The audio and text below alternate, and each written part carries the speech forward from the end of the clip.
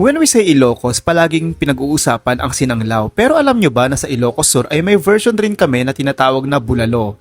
Hi guys, this is Ken, TPG, The Pagkain Guy. Samahan nyo ako at kumain tayo ng bulalo Iloco.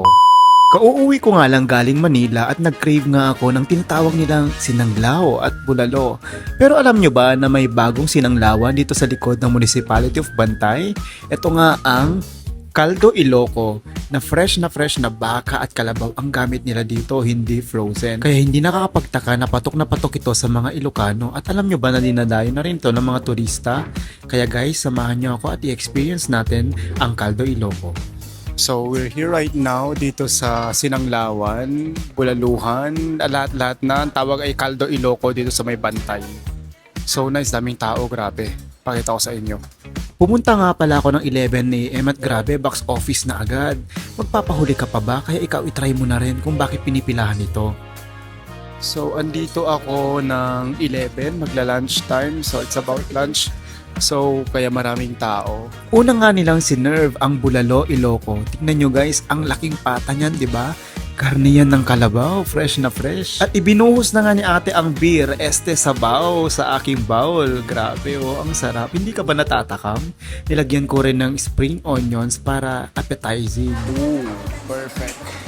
Kasi di bulalo mito Ilocos. Of course, the famous sinanglaw.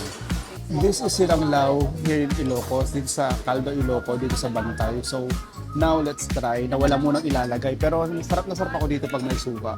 Maraming onion. Bimas. Malambot.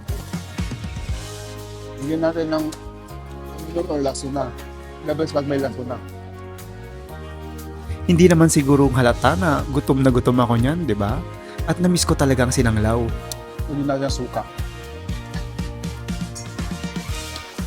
And fresh na sili. Grabe.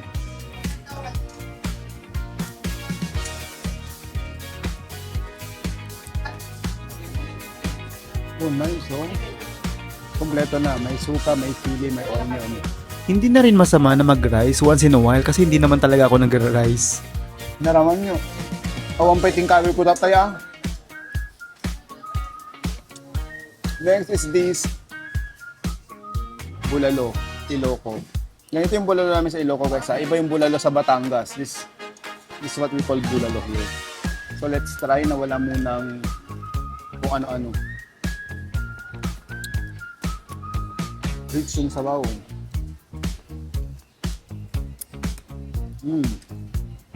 Naimas ka. Kasi nung oras nga dating pakutong na kasi naimas si Sida. What's good about dito sa Bulalo Iloco ay sobrang lambot niya dahil pinakuluan ito ng matagal. Pero pansin ko lang na mas masarap ito pag buhusan mo ng sukang Iloco kasi iba talaga yung flavor ng sukang Iloco. Grabe, sarap na sarap ako dyan. Hindi naman siguro may kakaila na halos ubusin ko na ang buong pata. Nyagaro din, ibagam garo nyo na rawe kahon. Lakit mangantay pa'y umapal ka niya. Ebidensya na masarap guys. So. Meron rin pala silang tindang lutong bahay kahit anong food cravings mo. Perfect na perfect at sulit na sulit dahil mura lang dito. Very affordable ang mga lutong ulam nila dito sa Caldo Iloco. Kaya kung may oras kayo, i-visit nyo na sila dito sa likod ng Bantay Municipal Hall.